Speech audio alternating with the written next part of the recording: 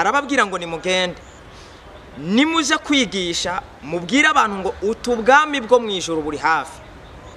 Iki ni ikintu gikomeye cy'ingenzi kumenya icyo ukwiriye gukora. Mu zindi misiyo zose Yesu yatanze yatanguye avuga ngo mubwire abantu, mubwire ivyaremwe, mubwire ishengero, mubabwire ngo ubwami bwo mwijuru buri hafi. Ubu bwami bwo mwijuru buvugwa nubuhe? Ubu bwami bwo mwijuru tugomba kuvuga, tugomba kubwira abantu bumeze gute? Bitandukanye n'izindi misiyo ziri ruhande y'iryo jambo. Iryo jambo yaritanguye kuri babwira ubwa mbere kugira ngo umuntu abashe gukora gukoza ibiganza kubagwaye, umuntu atangure kuzura abapfuye, umuntu atangure kwirukana abadayimoni mu bantu. Icyambere akwiriye kuvuga ni ukubwira abantu ubutumwa bw'ubwami, akababwira ngo ubwami bwo mwijuru buri hafi.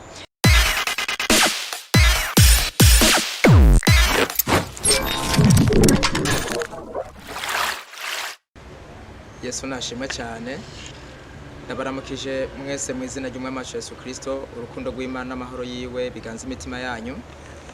Tugiye kumva amajambo y'Imana, ariko imbere ko dutangura n'amajambo y'Imana tubanze dusenge twiragiza Imana. Ndagushimiye data mu izina rya Yesu, urukundo rw'Imana n'amahoro yiwe kugira ngo biganza imitima yacu. Urukundo yadukunze nigo rwatumye atanga Yesu kugira ngo aje kuducungura twebwe abanyabyaha. None Mwami wanje Mana, ndagushimiye kubw'urukundo rwawe rwinshi, ukaba wemeye ko uyu munsi tuba hano kuri ino televiziyo kugira ngo tubashe kuganira amajambo y'Imana. None Mwami wanje ndaguhereje abazokumvira ijambo ry'Imana kugira ngo baze bahinduke mu mitima yabo, kandi bazobongere bagire ubumenyi n'ubushakashatsi kugira ngo babashe kwiga ivyayo bongere babitahure. Data ndagushimiye nkukengurukira, mpangaza ndi wa mushumba wembura kimazi ataco ntashobojwe nawe. Mwami wanje Mana yanje, nafashe mirikita kuva ko nsenye imigabo n'imigambi Satani, mpamagabo basha n'ubushobozi bwawe kugira ngo aribwo bunganza muri kano kanya. Reka rero wiheshe icubahiro kuri Imana, ni mu izina rya Kristo Yesu, amen. Tugomba dusome amajambo y'Imana aboneka mu gitabo Paulo yandikiye abikorosayi, ibice vyaho ni kimwe, umurongo wa 24 gushikana ku murongo wa 29. Turasoma mu izina rya Yesu. None nezerewe amagogwa yanje yo kubwanyu, kandi vyasigaye ku marushwa ya Kristo nanje ndabishitsa mu mubiri wanje, kubw'umubiri wiwe niwo shengero. Iryo nacikiye umukozi, nkuko nahawe n'Imana ububwiriza bwo kugaburira mwebwe, kugira ngo nkwize ijambo ry'Imana rishitse. Niryo banga ryari ryarahishijwe uhereye kera hose n'ibihe byose, ariko noneho ryahishuriwe abera bayo, abo Imana yakunze kumenyesha itunga ry'ubwiza bw'iri banga rivugwa mu banyamahanga, niryo Kristo ari muri mwebwe, ivyizigiro byo kuzoronka ubwiza. Natwe niwe twamamaza, duhanura umuntu wese, twigishisha umuntu wese ubwenge bwose, ngo dushikirize Imana umuntu wese ahinguriwe muri Kristo Yesu. Ico nico kintamisha, mbigwanira nk'uko ubushobozi bwiwe buri bunkoreramwo bishimitse, amen. Ana amajambo y'Imana adasanzwe dusomye kugira ngo abashe kudufasha muri kino gihe, abashe kutugarura ivyizero n'ivyizigiro, na cyane cyane abakozi b'Imana mu ngeri zose. Imbere gatoyi ngomba kuvuga kuri misiyo canke droit yivugabutumwa turimwo, canke se ico dukwiriye gukora. Yesu Kristo akiri hano mu isi, amaze gutoranya intumwa ziwe 12, yazihaye misiyo yo kuja kuvuga ubutumwa bwiza. Amaze kubaha misiyo kuza kuvuga ubutumwa bwiza, yarababwiye ikintu gikomeye cyambere, arababwira ngo nimugende nimuje kwigisha mubwire abantu ngo utubwami bwo mwijuru buri hafi. Iki ni ikintu gikomeye cy'ingenzi kumenya icyo ukwiriye gukora. Mu zindi misiyo zose Yesu yatanze yatanguye avuga ngo mubwire abantu, mubwire ivyaremwe, mubwire ishengero, mubabwire ngo ubwami bwo mwijuru buri hafi.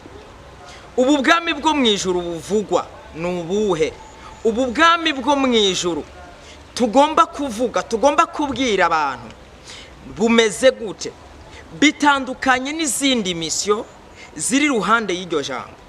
Iryo jambo yaritanguye kuri babwira ubwa mbere kugira ngo umuntu abashe gukoza ibiganza kubagwaye, umuntu atangure kuzura abapfuye, umuntu atangure kwirukana abadayimoni mu bantu. Icyambere akwiriye kuvuga ni ukubwira abantu ubutumwa bw'ubwami, akababwira ngo ubwami bwo mwijuru buri hafi. Turagomba kuvuga ukuri kw'Imana mukakumenya. Niyo mpamvu yakomeje kuri aya majambo. Kuri aya majambo aravuga ngo iryo nacikiye umukozi nkuko nahawe n'Imana ububwiriza bwo kugaburira mwebwe. Ngomba ko mwebwe mwese mumenye ukuri kw'ijambo ry'Imana. Ukuri kw'ijambo ry'Imana gusesuye mukakumenya, mukoya kuja mu rujijo. Imana idufashe cyane. Paulo yandikiye Abaroma ku bice byaho 10 ku murongo wa 2. Arababwira ngo bafitiye ishaka Imana, ngo ariko bitari mu ubwenge, kuko bobo bishingiye kugoroka kwabo bwabo kutavuye ku Mana, ariko bishingira kwabo. Ni gute dufitiye ishaka Imana ariko kutari mu ubwenge? Nuko ivyo tugomba gukora ibintu ngo abantu batubone, nkuko turi abantu bakuru, nkuko turi abantu b'abanyabwenge, nkuko turi abantu bafise ijunja n'ijambo, nkuko turi abantu bakomeye mu kuvuga ubutumwa bwiza. Ekaye abantu benshi bariko baragira mu rujijo, abantu benshi bariko baragira mu buzimira kubera kudafata amagambo y'Imana neza. Kugirira ishaka Imana ntibisugura ngo nuguca ukengera Imana. Abayuda barabajyanama b'Imana, Imana yari umujyanama wabo, basuzugura Imana barakengera Imana. Gukengera Imana byabateye akaga, gusuzugura Imana bibatera akaga. N'Abaroma biranabashikira, nabo batangura kugirira ishaka Imana ritari mu ubwenge. Ariko Paulo ageze hano aravuga ngo iryo niryo banga ryari ryarahishijwe uhereye kera hose n'ibihe byose, ariko noneho ryahishuriwe abera bayo. Abera bayo ni bande? Abera bayo ni twebwe uyu munsi tuvuga ngo ab'Imana yakunze kumenyesha itunga ry'ubu bwiza bw'iri banga rivugwa mu banyamahanga, niryo Kristo Yesu ari muri mwebwe. Ubu rero Yesu yicaye muri twe, yicaye muri twebwe, ari muri twebwe.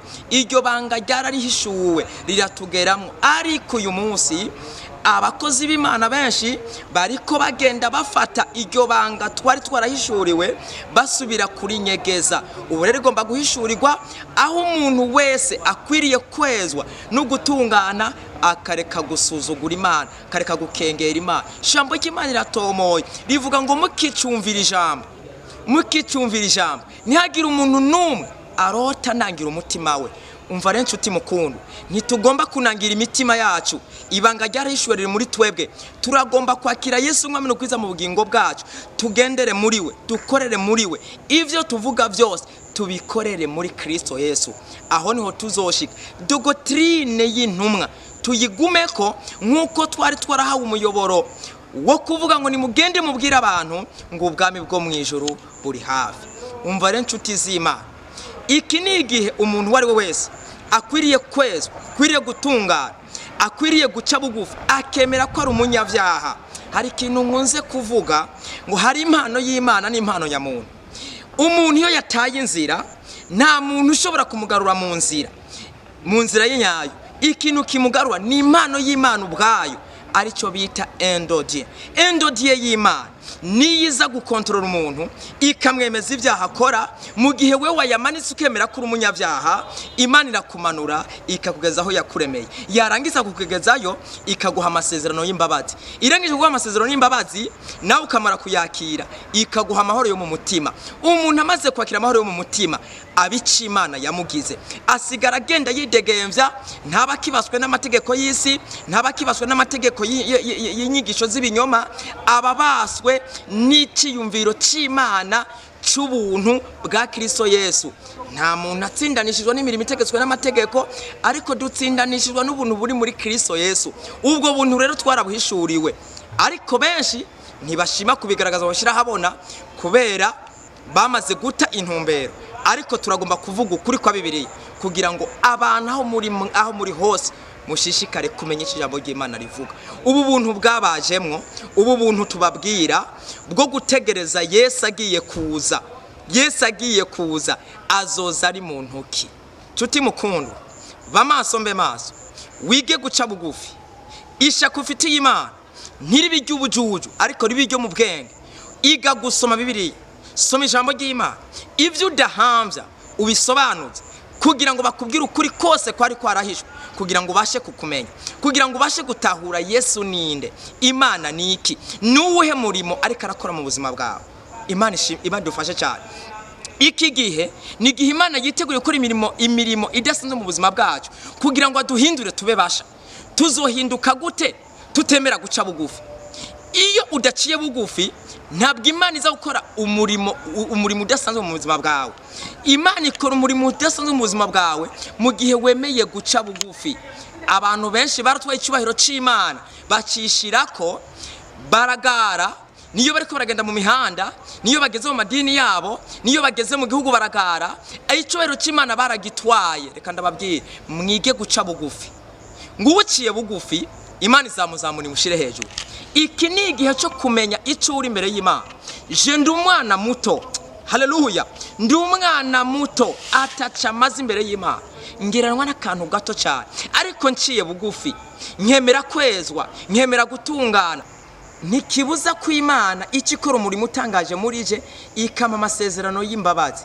Cuti mukundwa, wige guca bugufi, wige gusoma Bibiliya, wige kugendera mu cyagezo cy'uhoraho udatirimutse. Amajambo y'Imana ariko ndababwira nayo turagomba gusenga Imana muri kino gihe kugira ngo Imana idukomeze kandi yongere twambike imbaraga. Gushimiye data mu izina rya Yesu kuri iri jambo ry'Imana duhejeje kuvugana n'aba bene data. Reka ineza yawe n'ubuntu bwawe bubashe kuganza. Reka kwezwa n'amaraso ya Yesu bituboneke ko kuko mwami twacumuye, turagusuzugura, turagukengera, twanka kwiga ivyawe.